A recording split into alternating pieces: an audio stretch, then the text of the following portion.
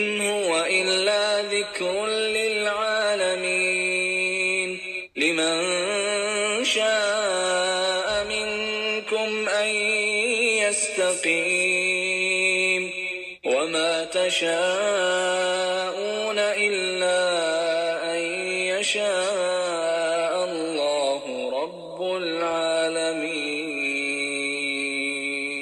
بسم اللہ والصلاة والسلام علی رسول اللہ وعلی آلہ وصحبہ اجمعین. رب اشرح لی صدری ویسر لی امری واحلل عقدۃ من لسانی یفقہوا قولی. اللہم فقہنا فی الدین. اللہم انا نسألک علما نافعا ورزقا طیبا وعملا متقبلا. آمین یا رب العالمین. سورۃ التکویر کی آیات 27 سے 29 تک ہم دیکھیں گے انشاءاللہ تعالی. آج ہماری سورۃ التکویر اللہ کے اذن سے مکمل ہو جائے گی. پہلے لفظی ترجمہ آیا نمبر 27. ان نہیں، ہوا وہ ضمیر ہے، الا مگر، ذکر نصیحت، للعالمین جہان والوں کے لیے. آیا نمبر 28. لیمن واسطے اس کے، شاء جو چاہے، منکم تم میں سے، ان کے، یستقیم جس کی جڑ ہے قاف واو میم، راہ راست پر چلے. آیا نمبر 29. وما اور نہیں، تشاءون تم چاہ سکتے، الا مگر، ان کے، یشاء اللہ چاہے اللہ، رب عالمین تمام جہانوں کا، رب العالمین رب ہے سارے جہانوں کا. چلیں اب اس کی تفسیر دیکھتے ہیں. جیسا کہ ہم نے پچھلی آیات میں دیکھا، اللہ سبحانہ و تعالی ہمیں بتاتے ہیں کہ یہ شیطان کا قول نہیں ہے.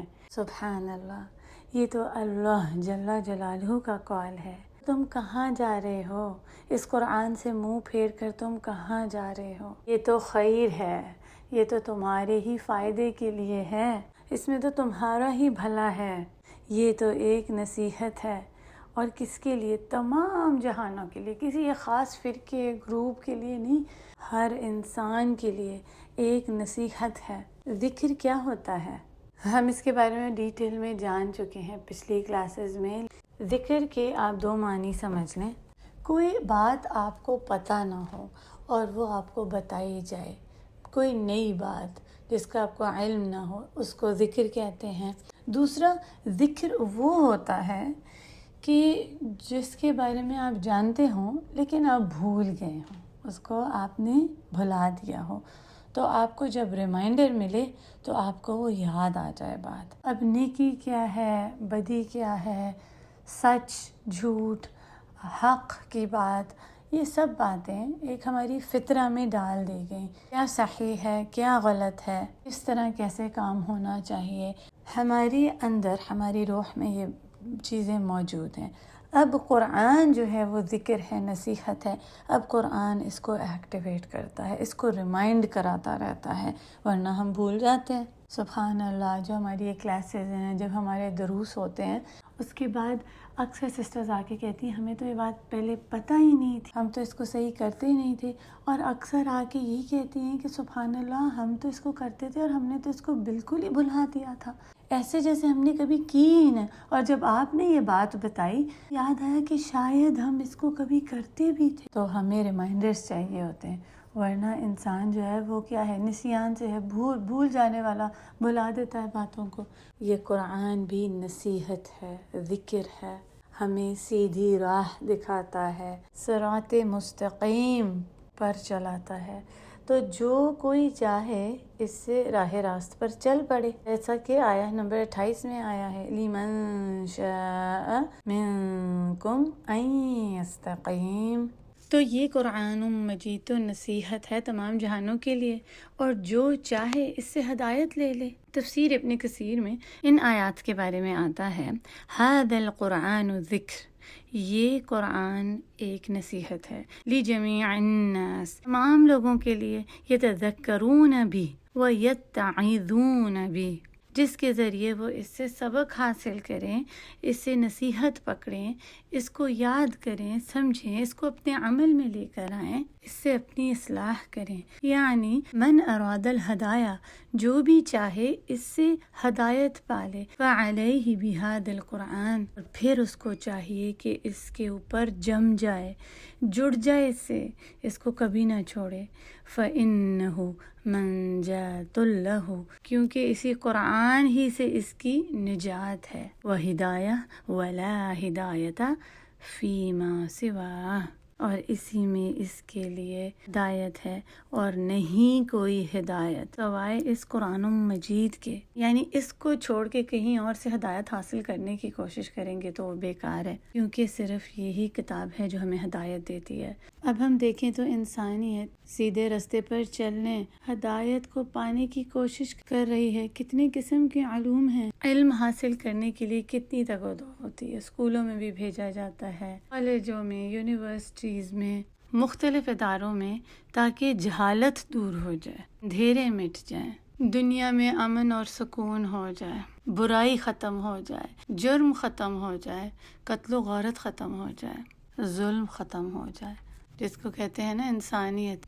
ہیومینٹی، ہیومن رائٹس، جو ایک انسان کا حق ہے وہ اس کو مل جائے۔ اور اس کی تلاش میں کتنے ہی علوم حاصل کر لیتے ہیں، لیکن اندھیرے، جہالت اور ظلم ہے کہ مٹتا ہی نہیں، سینے اس سے خالی رہتے ہیں، کیونکہ ہدایت تو قرآن ہی کی طرف سے آ سکتی ہے۔ یہ جو ظلم ہے، اندھیرے ہیں، یہ صرف قرآن مجید ہی سے مٹ سکتے ہیں۔ اگر اس کتاب کا علم سینوں سے خالی ہے تو پھر سمجھے انسانیت سے بھی خالی ہے۔ اور بھی جو کتابیں آئیں، بائبل، زبور، توراہ، بدل بھی گئیں، اور آج ان کے پڑھنے والے بھی گمراہ ہیں۔ ساری دنیا آج دیکھ رہی ہے جو انسانیت پر ظلم ہو رہا ہے، معصوم فلسطینی مسلمانوں کا خون بہایا جا رہا ہے، اسی لیے کہ ہدایت نہیں ہے، ہدایت سے خالی ہیں۔ تمام علم تو پڑھ لیے، لیکن ان سینوں میں قرآن نہیں ہے جو ہدایت دکھاتا ہے، جو انسان کو انسانیت کا بتاتا ہے۔ اس لیے سب سے زیادہ ضروری ہے قرآن کا علم حاصل کرنا،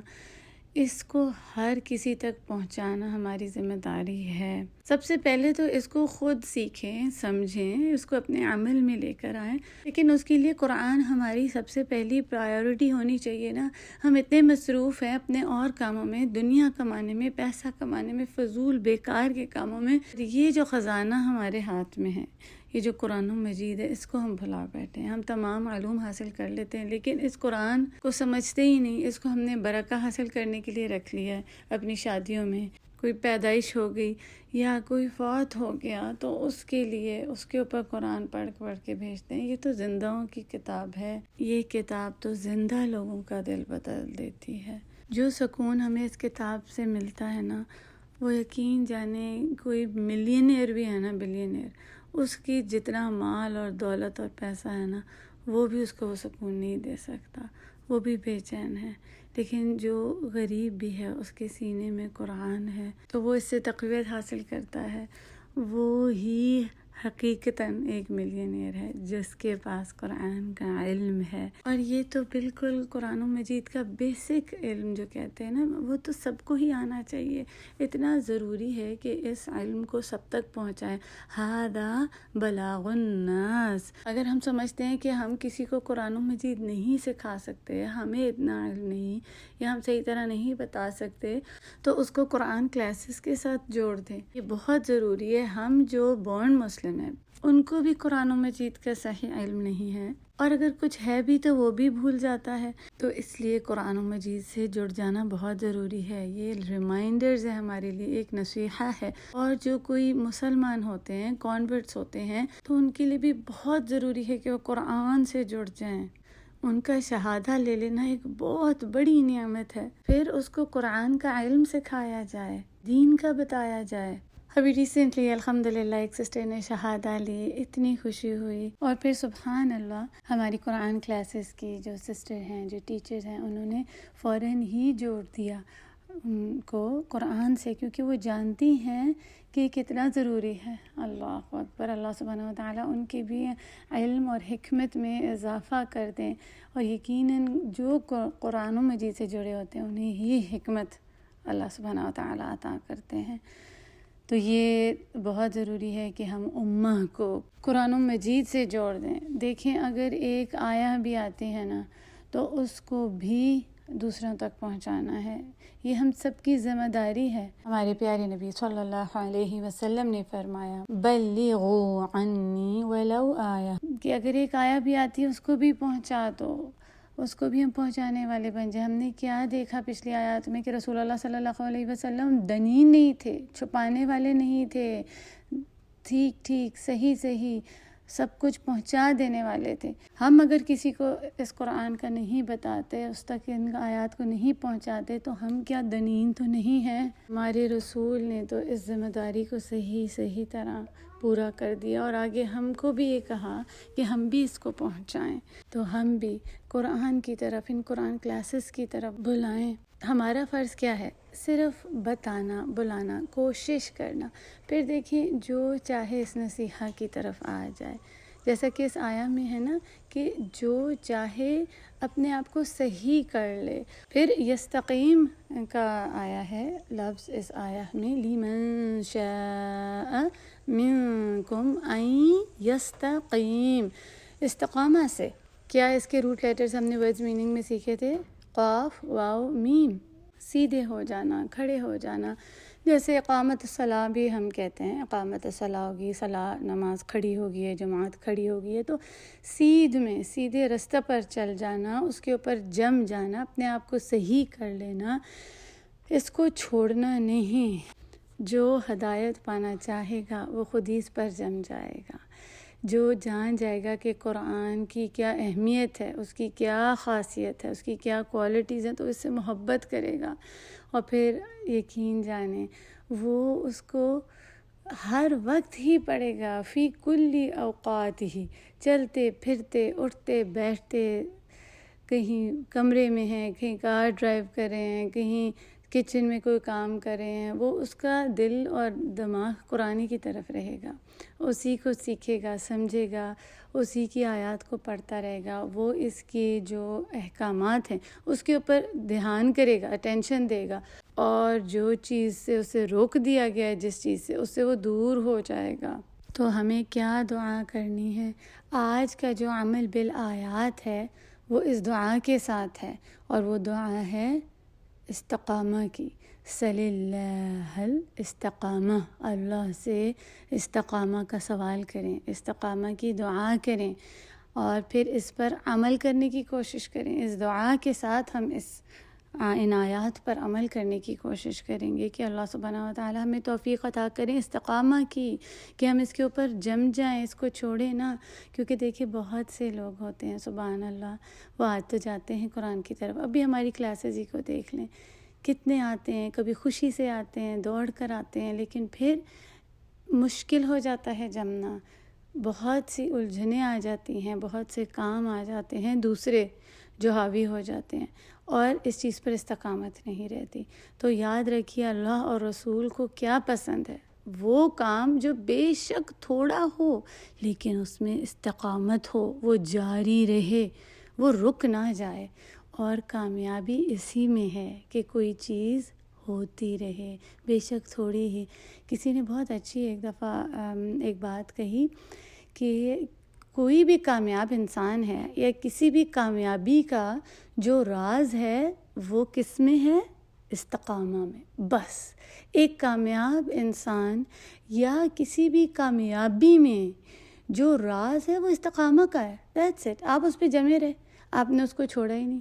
اگر اس کو چھوڑ دیا تو پھر کامیابی ہی نہیں ہوئی، آپ پا ہی نہیں سکے کامیابی۔ تو اللہ سبحانہ و تعالیٰ سے ہم اس دعا کے ساتھ اس لیسن کو آج یہاں پر ختم کرتے ہیں کہ اللہ سبحانہ و تعالیٰ ہمیں استقامہ عطا کرے، ہمیں جما دیں، ہمیں اس کام پر جما دیں، اور ہمارے اس کام سے آپ راضی ہو جائیں، آمین یا ربی۔ انشاءاللہ تعالیٰ ہم اپنی نیکسٹ آیہ کو نیکسٹ لیسن میں کمپلیٹ کر لیں گے۔